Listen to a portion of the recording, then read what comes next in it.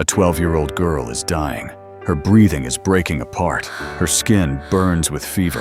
Her eyes are barely open like a lamp about to go out. The woman keeps wiping the sweat from her face, but their hands are shaking because they know they are helplessly trying to hold on to a life that is slipping away. And outside, Jairus is running. He is no longer a synagogue ruler, no longer a man of standing. In this moment, he is only a father losing to death. He pushes through the crowd, forces his way past one body after another, swallows the fire in his chest with every breath, because every step that slows him down may be one more step his daughter takes toward the grave. Then he finds Jesus. He falls to his knees in the middle of the crowd. He begs. He clings to his last shred of hope, the way a drowning man clings to a final piece of wood in the middle of a dark sea. And Jesus starts walking with him. That should have been the moment of rescue. But then Jesus stops. In the middle of the road, in the middle of a child's last fading heartbeats, in the middle of a father counting his daughter's life 1 second at a time. He stops because an unnamed woman has touched his garment. And for Jairus, this is no longer a delay, it is a nightmare. Because while a miracle is unfolding for someone else back at home, his daughter may be dying. And that is where this story drives itself straight into our hearts. Because sometimes the most painful part is not when darkness falls. It is when hope is very near and then suddenly comes to a standstill. Like, share, and subscribe to Fidelia Bible Stories if you love Bible stories told with emotion depth and cinematic power. And now step into the house where a desperate father is waiting to see whether the miracle will arrive in time. That room was thick with the smell of fear. Jairus' daughter was dying, 12 years old. No longer a baby small enough to carry in his arms, yet not nearly old enough for a father to bear the thought of letting her leave this world.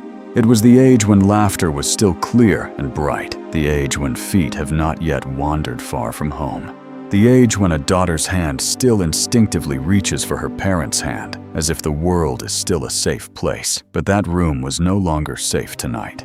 The little girl lay there small and fading. Her breathing came slower now, shallower, frailer. Her mother sat beside the bed, changing cloths, lifting her daughter's head, whispering her name as gently as she could, as though if she spoke softly enough, death might not hear.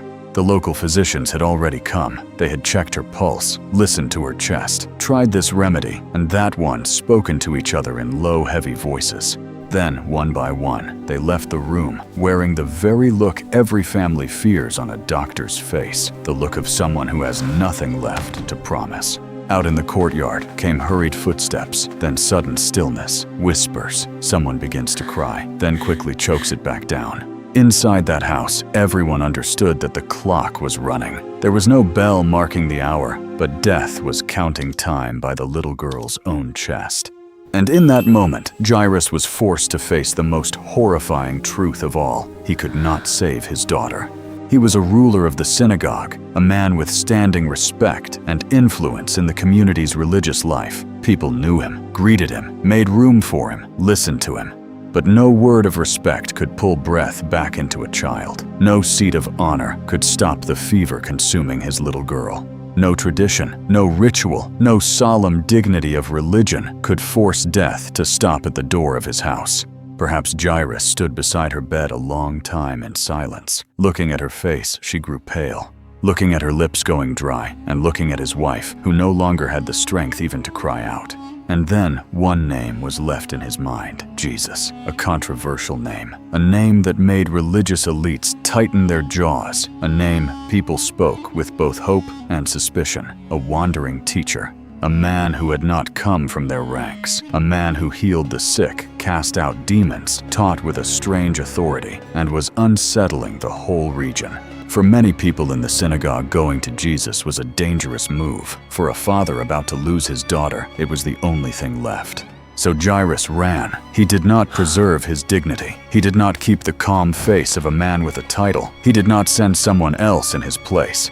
He himself ran through the gate down the street, his heart pounding like a hammer in his chest. News about Jesus spread fast, but the crowd around him moved even faster. By the time Jairus reached him, people were packed in tight, voices calling out, feet shifting, stories of miracles are spreading. the noise of those who only wanted to touch him, see him, hear him. And in the middle of that sea of bodies, Jairus had to force his way through, like a man trying to run against a flood. Then he saw him, no chariot, no line of soldiers, no ceremony. Only Jesus was standing in the middle of the crowd, like a still center around which all the chaos was turning.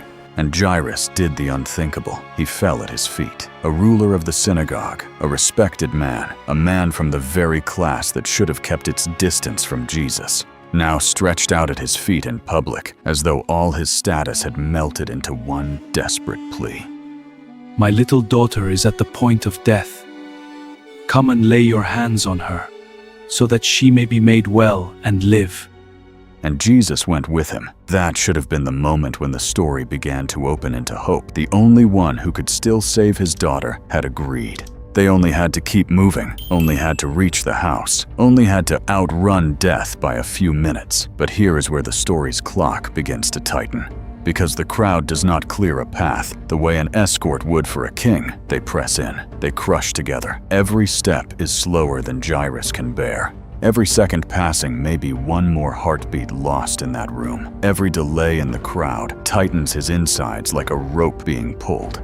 He cannot run ahead, cannot drag Jesus forward, cannot shout to the crowd that his daughter is dying. And then the worst thing possible happens to a man racing against death. Jesus stops, not because the road is blocked, not because guards have stopped him, not because a storm rises or some accident happens. He stops because an unnamed woman has touched his garment. Jairus probably cannot even understand what is happening. If his daughter may be breathing her last breaths right now, why is the teacher stopping? Why now? Why in this moment when time is running all the way down?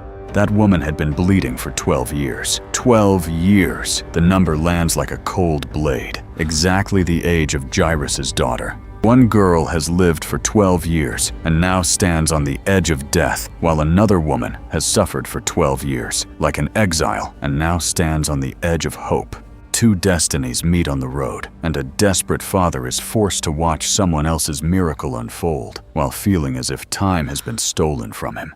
The woman does not come forward boldly at first. She slips through the crowd with a faith that is trembling but reckless. She does not ask out loud.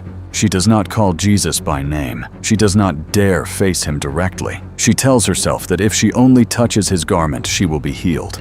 And immediately she is. But Jesus does not let her disappear in silence. He stops and asks, Who touched my garments? That question must have made Jairus feel as though his heart dropped straight through him. Why ask that now? In a crowd like this, with people pressing in from every side, so many are brushing against him. Why stop? Why speak? Why let seconds more precious than blood keep slipping away? He says nothing out loud. Scripture records no words from Jairus in that moment, but that silence makes his inner world even more violent. Perhaps in his mind he is looking toward his house. Perhaps he sees his daughter breathing more and more faintly, his wife staring toward the door, servants running back and forth. Perhaps he wants to say, Master, please just come first, but he is forced to stand there, trapped inside a delay he cannot control. The woman trembling steps forward, falls, and tells the whole truth. Jesus listens. Jesus calls her daughter. He not only heals her body, he restores her identity, her dignity, her peace after 12 years of shame, pain, and exclusion. And here Jairus has to learn a lesson sharp as a knife. Someone else's miracle does not mean God has forgotten your pain.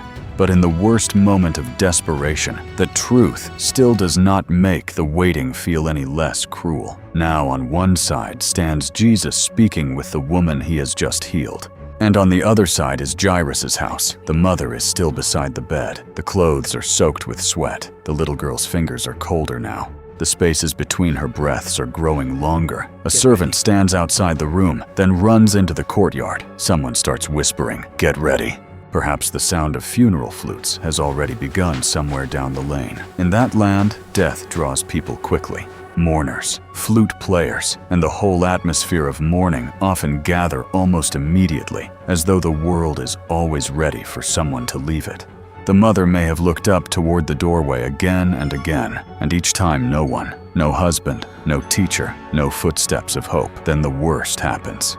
People arrive from the house. Perhaps the moment Jairus sees them coming, his heart already knows what they are about to say before his ears can hear it. They say, "Your daughter is dead. Why trouble the teacher any further?" Just one sentence, but that is the moment every human effort collapses completely. If this were a story governed only by human logic, it should end right there. The father has run with all his strength. He has crossed the line of dignity. He has found the right person. He has come within reach of hope, but the interruption happened, and now it is too late. But right there in the middle of the ruins collapsing inside Jairus, Jesus turns to him, and with one sentence, short but strong enough to keep a father's heart from breaking apart, he says, "Do not fear, only believe." Then Jesus keeps going. He does not bring the whole crowd with him. He does not allow the noise to drag into that house like a cloud of dust. He takes only Peter, James, and John, and he goes with Jairus into the place where grief is waiting. When they arrive, the whole scene has changed. The mourning has already taken shape. Flutes, wailing, the chaos of a house where death has entered. To everyone there, the matter is already settled. The girl is dead. Grief must now move into ritual, from fighting to acceptance, from hope to mourning. Jesus steps into the middle of that sound and says something almost impossible to endure. "The child is not dead, but sleeping." They laugh at him. It is the laughter of people who think they know exactly what death looks like. They have seen the still body with no life in it.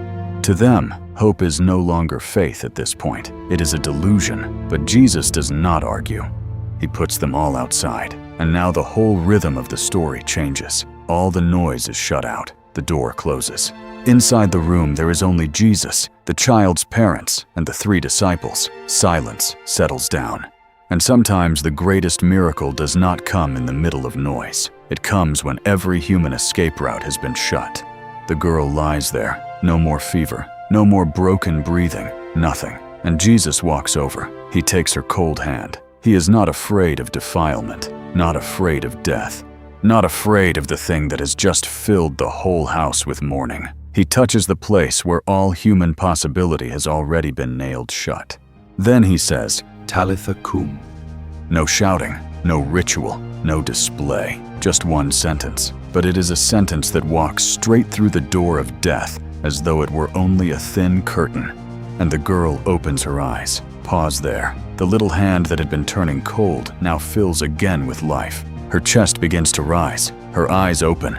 The death that held her in silence has to let go. She sits up, then stands, then walks. The mother can hardly hold herself together.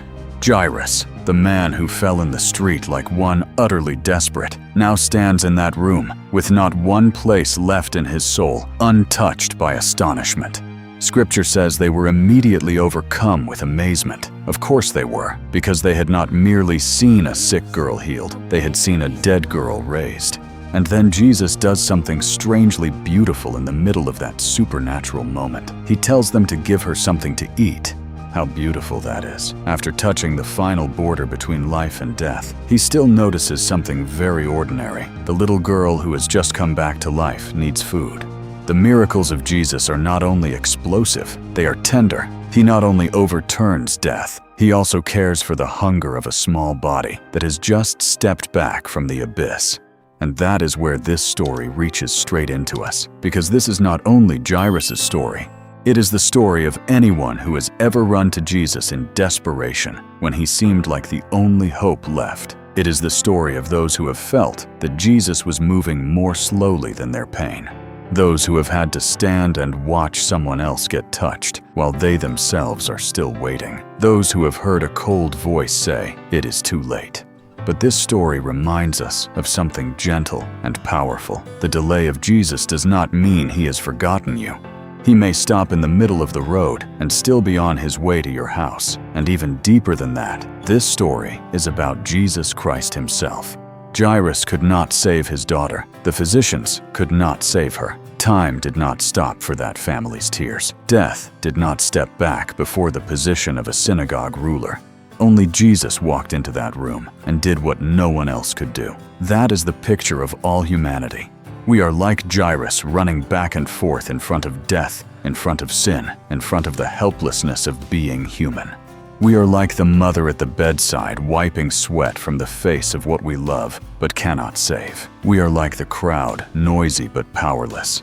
And in the end, we are like that little girl, lying still under a power we cannot break by ourselves. But Jesus goes into that place. He does not stand outside and comfort from a distance. He touches death, and that prepares us for something even greater later on. Because not long afterward, he himself would enter death, not to test himself against it, but to crush it from the inside. Jairus' daughter was raised, but one day she would still die again. Jesus rose to open the way to eternal life for all who believe in him. So this story does not end with a little girl waking up. It opens into a greater hope, that the one who said, "Talitha cum," in that small room, is also the one who will one day say to all who belong to him, "Rise." So if today you are standing inside a delay that hurts, do not rush to conclude that Jesus has forgotten you. If today you are watching someone else's miracle while you are still desperate, do not let bitterness kill your faith. Because many times real hope does not begin while human beings still have ways to manage. It begins when every human door has closed and Jesus steps into the silent room where death thought it had won. If this story touched your heart, write this in the comments: "Lord, when I am afraid and time is running out, teach me only to believe." And if you love Bible stories told in a seamless, emotional, cinematic way, do not forget to like, share, and subscribe to Fidelia Bible Stories, so that together we can keep stepping into stories that are not only about miracles, but about ticking clocks, desperate rooms, and the one who can still speak one sentence strong enough to make death let go.